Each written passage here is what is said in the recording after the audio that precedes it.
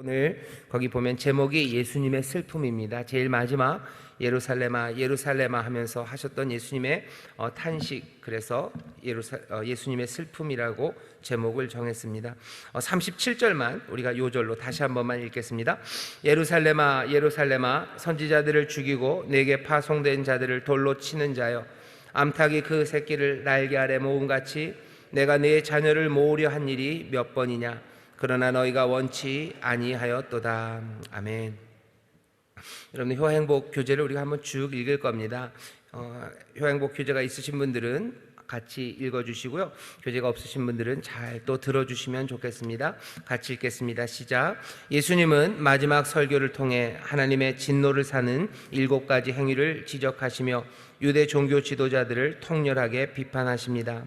첫째, 자신도 천국에 들어가지 않고 다른 사람들도 천국에 들어가지 못하게 하는 것입니다. 둘째, 잘못된 가르침으로 하나님에게서 멀어지는 행위입니다. 셋째, 하나님의 말씀 대신에 인간의 전통을 따르도록 하는 행위입니다. 넷째, 온갖 사소한 조항에 얽매이느라 정말 중요한 것, 의와 인과 신은 버리는 행위입니다. 다섯째, 속은 부패하여 악취가 나는데도 겉만 번지르르한 모습입니다. 여섯째, 죄악을 감추고 영적인 것처럼 가장하는 것입니다. 일곱째, 과거의 역사에서 교훈을 얻었다고 하지만 아무것도 달라진 것 없이 여전히 죄의 자리에 머무는 것입니다. 예수님 당시 종교 지도자들은 최고의 명예와 권력과 존경을 누리는 그룹이었습니다. 그러나 그들은 자신이 가진 권력과 명예와 재물 때문에 하나님으로부터 멀어졌습니다. 하나님을 예배하는 중심지였던 예루살렘은 하나님을 버렸고 그들을 돌이키기 위해 보낸 하나님의 사람들을 죽였습니다. 그들은 하나님의 선민이었지만 하나님께 기쁨이 되지 못하고 오히려 아픔이 되었습니다. 예수님은 그들을 모으고 회개시키려고 하셨지만 백성들은 원치 않았습니다. 그들을 구원하러 오셨지만 그들은 예수님을 인정하지 않았습니다. 소위 7저주라 불리는 예수님의 혹독한 저주는 예수님께서 그들을 얼마나 사랑하시는지를 역설적으로 보여주는 탄식입니다. 그렇게 혹독한 비판을 퍼부을 만큼 심히 아파하신 것입니다. 예루살렘의 성전이 건축되었을 때 하나님과 백성들이 얼마나 기뻐했습니까? 바벨론 군대가 예루살렘을 초토화시킬 때 예레미야가 흘렸던 눈물은 바로 하나님의 눈물이었습니다. 예수님은 지금도 예수님을 거절함으로 멸망을 자초하는 사랑하는 백성을 보며 슬퍼하고 계십니다. 믿는다고 하면서 빛과 소금이 되지 못하고 직분자라고 하면서 대접만 받으려는 성도들을 보고 눈물 흘리십니다. 예수님은 믿음도 행함도 버리지 말라고 말하십니다. 과연 나는 말과 행동이 일치하는 섬기는 자입니까? 혹시 외식하는 교인 아닙니까? 네, 좋습니다. 여러분들 교재 바로 아래를 보시면요, 2가지 기적 이렇게 나와 있습니다. 오늘은 그 내용도 좀 같이 읽을 겁니다. 같이 읽기 시작하죠. 일제 감정기를 통해 나라를 잃은 수모를 겪은 우리 민족은 1945년 8월 15일에 광복의 기쁨을 누리게 되었습니다. 그리고 해방이 된 직후 대한민국에는 놀라운 2가지 기적이 일어났습니다. 첫 번째는 바로 경제의 기적입니다. 해방이 된 직후 우리나라의 1인당 국민 총생산 금액인 GDP는 23달러에 불과했습니다. 그로부터 약 70여 년이 지난 지금은 22만 3천 달러를 넘어서고 있으며 나라 총생산 기준으로는 세계 10위권의 부국이 되었습니다. 두 번째는 바로 부흥의 기적입니다. 해방 직후 한국 교계의 목표는 100만 성도였고 1970년대에는 전국에 6만 개의 교회가 세워지는 것이 교계의 목표였습니다. 그러나 지금은 1000만 성도의 시대가 찾아왔으며 전국에 9만 개의 교회가 세워져 있다고 합니다. 뿐만 아니라 미국에 있는 이은 세계 2위의 선교국으로 온 세계에 복음을 전파하는 일에도 귀하게 쓰임받는 나라가 되었습니다. 한국의 놀라운 경제 발전과 영적인 발전은 모두 하나님의 은혜입니다. 지금 우리가 누리고 있는 귀한 자유와 복음의 기반, 경제적인 여유는 많은 선조들의 희생과 기도 그리고 복음으로 세워진 것임을 깨닫고 감사하는 마음을 가지십시오. 아멘. 광복절입니다. 아까도 우리가 기도했지만 하나님이 이 땅에 빛을 주셨어요. 75년 전에 빛을 주셨는데 빛을 주시고 걷어가신 건 아닙니다. 그 빛이 75년간 우리나라를 인도하셨습니다. 분명한 증거 2가지는요, 누가 뭐라고 해도 이 경제적인 부흥과 그리고 영적인 부흥입니다. 물론 경제적인 부흥에 그 뒤에 뭐 그림자들이 있고 또 영적인 부흥이 급격하게 일어나는 바람에 거기에도 또 어떤 그림자가 있지만 분명히 이 기적을 만드신 분은 하나님, 그리고 이 빛이 우리와 함께함을 믿습니다. 우리 안에 있는 이 어두움과 그림자들은 하나하나 제거해 나가고 그 부족하고 못난 것들은 치료해 나가면서요, 하나님께서 이 빛을 더 그림자 없이 비추시고 또 우리 모두가 그 빛 안에서 거함으로써 정말로 이 빛이 인도하는 대로 또 빛이 역사하는 대로 하나씩 하나씩 온전하게 따라가는 이 민족, 또 이 나라가 되기를 바랍니다. 오늘은 광복절입니다. 여러 가지 문제 그리고 마음에 기도하는 소원들이 있지만 특별히 이 나라와 이 민족이 하나님의 빛 안에서 그림자가 없어지기를, 또 하나님의 빛 안에서 더 찬란하게 그 영광을 드러내는 민족이 되기를 여러분들 마음에 소원하시고 또 말씀을 듣고 또 함께 기도하는 그런 이 시간이 되기를 바랍니다. 오늘 우리가 읽은 마태복음 23장 말씀을 보면요, 여러분들 거기 일곱 저주 이런 얘기를 들으면서 깜짝 놀라실 거예요. 여러분들 성경을 오늘 본문에요, 화 있을진저라는 이야기들이 13절서부터 나옵니다. 화 있을진저라는 것만 이렇게 색칠을 하면서 칠해 보시면요, 딱 7개가 나와요. 화 있을진저 외식하는 서기관들과 바리새인들이요, 화 있을진저 소경된 인도자요. 그래서 화 있을진저라는 이야기가 7번 나옵니다. 그래서 사람들이 7 저주라고 꽤나 유명합니다. 왜냐하면 예수님께서 누구에게 화 있다고 얘기할 때 이렇게 7개나 그냥 계속해서 연타를 치시는 거죠. 7번을 치시는 거예요. 이렇게 많이 화 있을진저라는 이야기를 한 그룹 바리새인과 서기관들 한 종류의 사람들이 하신 적이 없기 때문에 마태복음 23장은 7 저주라는 제목으로 사람들이 기억하고 있습니다. 예수님이 은혜가 많으시고 긍휼하신 분인데요, 7번을 같은 말로 화 있을진저 화 있을진저 화 있을진저 하며 계속해서 바리새인과 서기관들에게 얘기하셔요. 이들이 하는 일이 뭔가 분명히 잘못된 겁니다. 그리고 그 일들이 그 자기들만 망하게 한 것이 아니라 예루살렘을 망하게 하는 거예요. 그 사람들이 지도자인데 지도자들이 잘못했기 때문이에요. 앞에 선 사람들이 잘못했기 때문에 예루살렘이 그 하나님이 사랑하셨던 그 성이 멸망당하고 무너질 수밖에 없게 했던 것, 이 바리새인과 서기관들을 향한 예수님의 통렬한 비판 내지는 야단치는 이야기가 우리 가운데 들립니다. 사람들은 그래요. 양비론 이런 얘기를 하죠.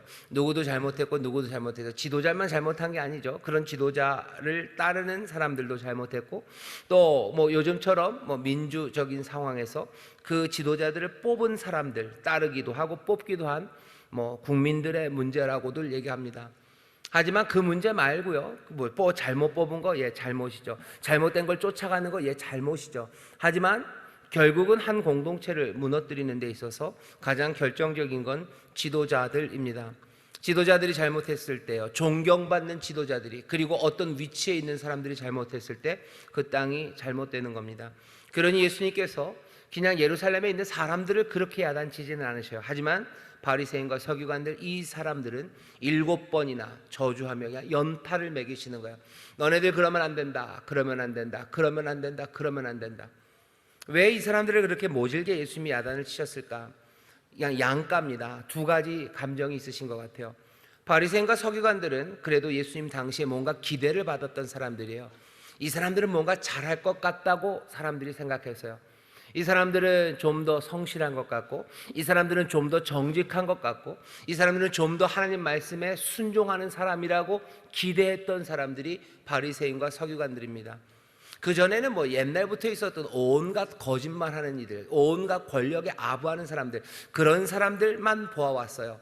근데 그런 사람들과는 달리 바리새인과 서기관들은 우리 유대민족을 위해서 뭔가를 해줄 거라고 생각했습니다. 그러니 사람들은 바리새인과 서기관들의 말에 귀를 기울이고 마음을 주었어요.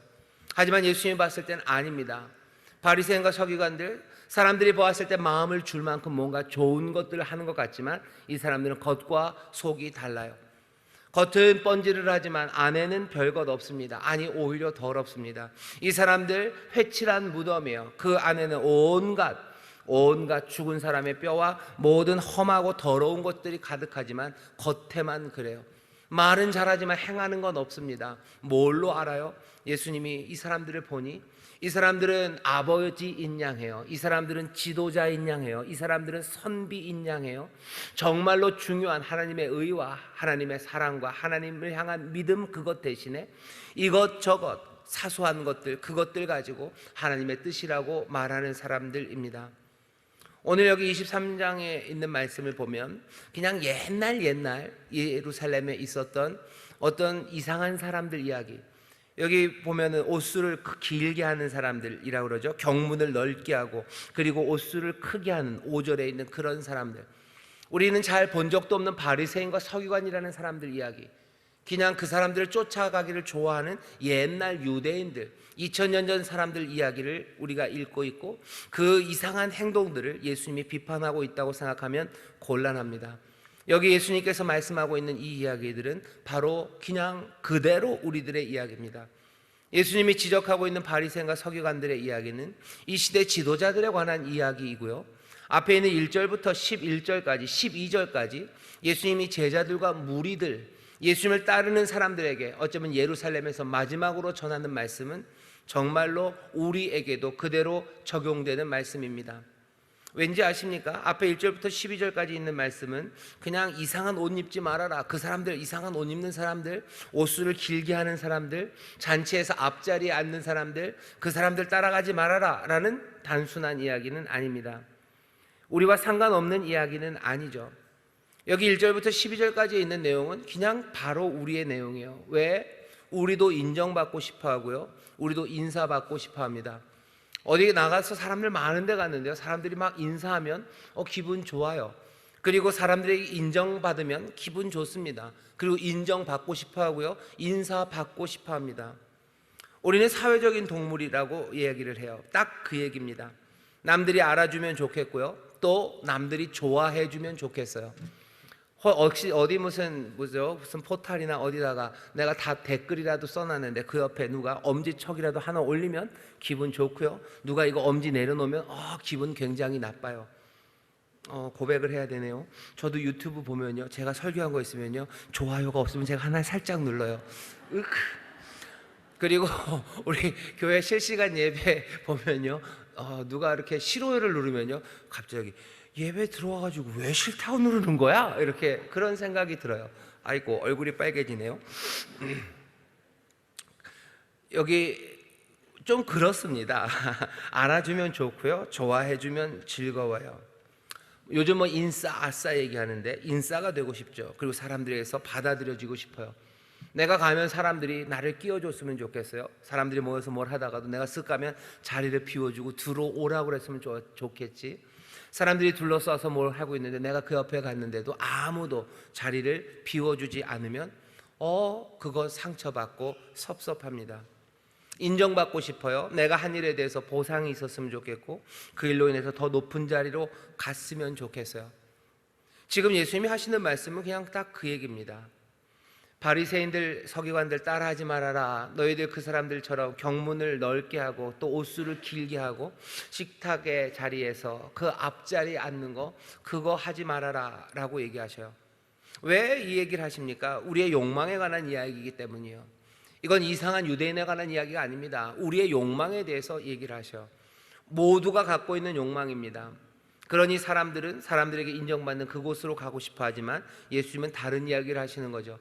마태복음에서 말씀하시는 것처럼 하나님의 나라가 임합니다. 하나님의 나라가 임했는데요, 그 나라에서는 하나님이 인정해 주시는 나라예요.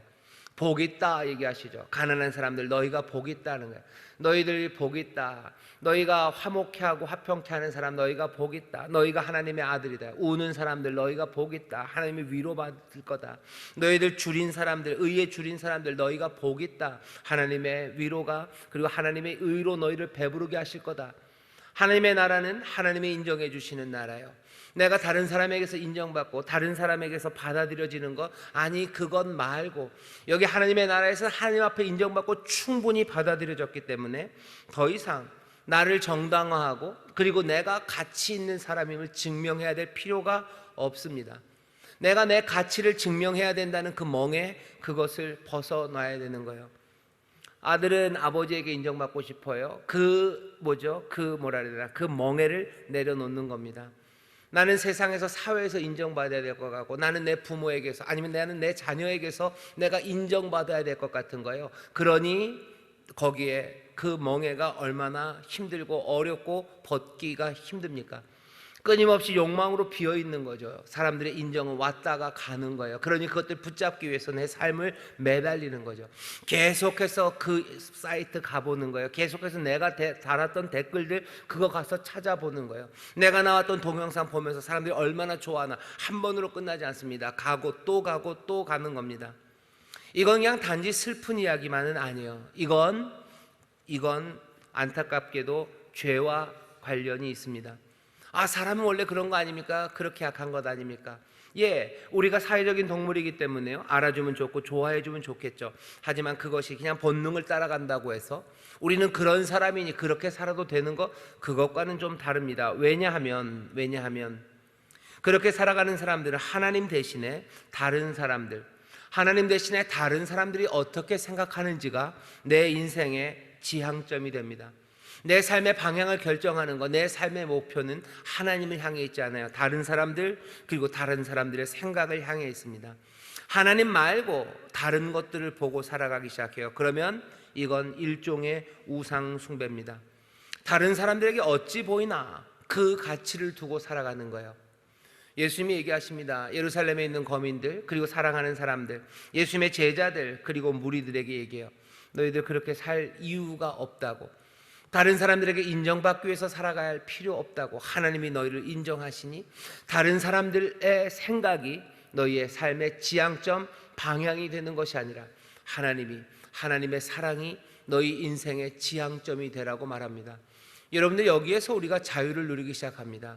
사람들의 시선에 묶이지 않아요. 사람들의 기대에 묶이지 않아요. 나는 온전히 누구에게만? 하나님에게만. 나는 온전히 무엇에만? 하나님의 은혜에만 묶입니다.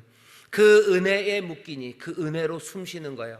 다른 사람들의 시선에 묶이면요, 염려와 불안으로 숨쉬기 시작합니다. 염려와 불안으로 숨쉬기 시작하면서 하나님이 주시는 자유를 누릴 수가 없어요.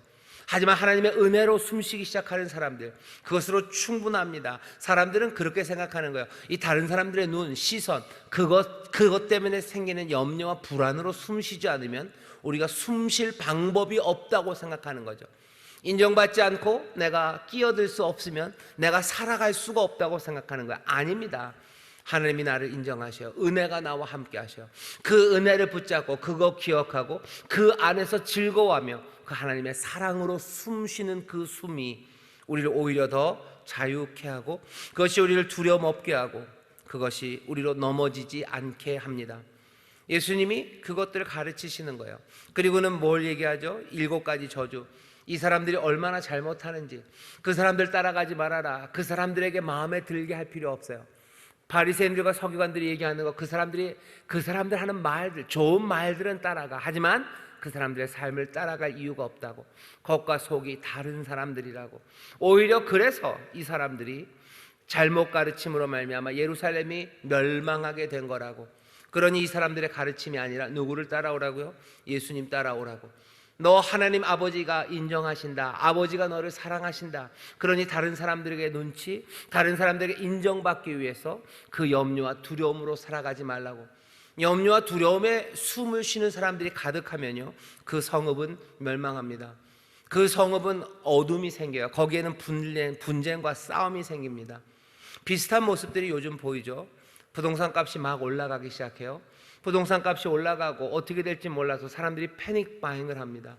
패닉 바잉을 하면서 서로를 미워하기 시작하는 거예요. 서로가 적이 되는 거예요. 그러니 때려잡자는 이야기도 나오고 나쁜 놈이라는 이야기도 나오고, 집 사기 위해서 애쓰고 수고해서 집을 얻은 사람과, 그리고 집을 얻기 위해서 애쓰고 노심초사하는 사람들, 거기에 누가 나쁜 사람이 있습니까?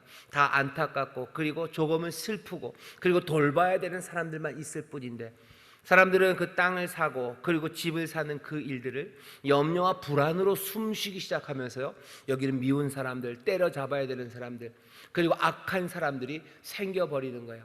그러면 예루살렘 그 성읍은 점점 더 아우성들과 그리고 미움들과 분노와 불신, 그것으로 가득 찹니다. 그런 성읍은 무너져 내려요. 그런 성읍엔 기쁨과 평안이 있을 수 없습니다. 부동산 문제는 어떻게 해결돼요? 제가 해보라면, 저를 만약에 대통령 시켜주신다면 저는 해결할 수 있습니다. 어떻게 해결해요? 하나님의 은혜로 해결합니다. 갑자기 멍하죠? 그러니까 제가 다음에 대통령이 아마 안 될 겁니다. 사람들은 안 찍을 거예요. 하지만 답은 있습니다. 답은 있어요. 뭘로? 하나님의 사랑으로 숨쉬기 시작해야 돼요. 하나님의 사랑으로 숨쉬어요. 내가 세상에서 인정받고 사람들의 눈치 봐야 되고 거기에 매달려서 염려와 두려움으로 숨쉬기 시작하면 예루살렘은 멸망해요. 은혜가 오셨죠. 빛이 오셨죠. 그래서 빛을 영접하라고 하시죠. 하지만 그 빛을, 은혜를 영접하지 않으니 예루살렘은 이제 슬픔의 땅이 될 겁니다. 그러니 예수님 얘기하시는 거예요. 우시는 거죠. 예루살렘을 보며 우십니다. 내가 몇 번을 불렀는데, 내가 빛으로 왔는데 왜 예루살렘은 나를 영접하지 않냐고. 다음에 올 때는 멸망한 후에, 무너진 후에 내가 오겠구나라고 예수님 얘기하셔요. 우리의 삶과 우리의 도성은, 우리의 삶의 터전은 그러지 않기를 바랍니다.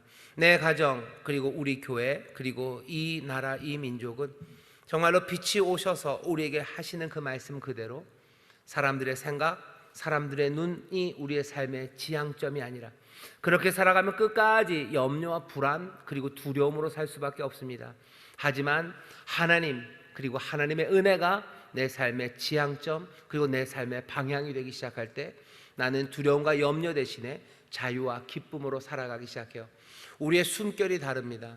오늘 이 시간 성령님 우리에게 오셔서요, 염려와 불안의 호흡들을 은혜의 호흡으로, 사랑의 호흡으로, 그리고 기쁨의 호흡으로 바뀌는 귀한 역사를 지금 이루고 계셔요. 하나님이 우리를 인정하십니다. 그러니 뭐요? 그 인정하심을, 그 은혜를, 그 긍휼과 자비를 여러분 영접하세요. 빛을 영접하는 겁니다. 기쁨과 자유함을 우리가 함께 영접할 때 우리의 숨결이 달라져요. 성령 안에서 숨쉬기 시작하고 자유함으로 살아갑니다. 세상 사람들에게 인정받는 거 아니고 하나님이 나를 사랑하셨어요. 그것으로 내 삶의 방향들, 그리고 내 삶의 노래는 달라집니다. 온 예루살렘이 그것으로 가득 찰 때, 바라기는 온 서울 시민들이 하나님의 인정하심, 그것으로 자유로 숨쉬기 시작하고 기쁨으로 숨쉬기 시작할 때 하나하나 문제가 해결될 것들, 그런 것들이 보입니다.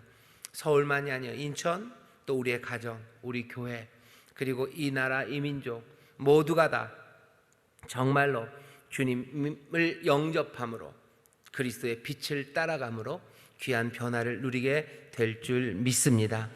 사람들은 물어보죠. 예수님은 누구의 편인지를 물어봐요. 예수님은 누구의 편일까요?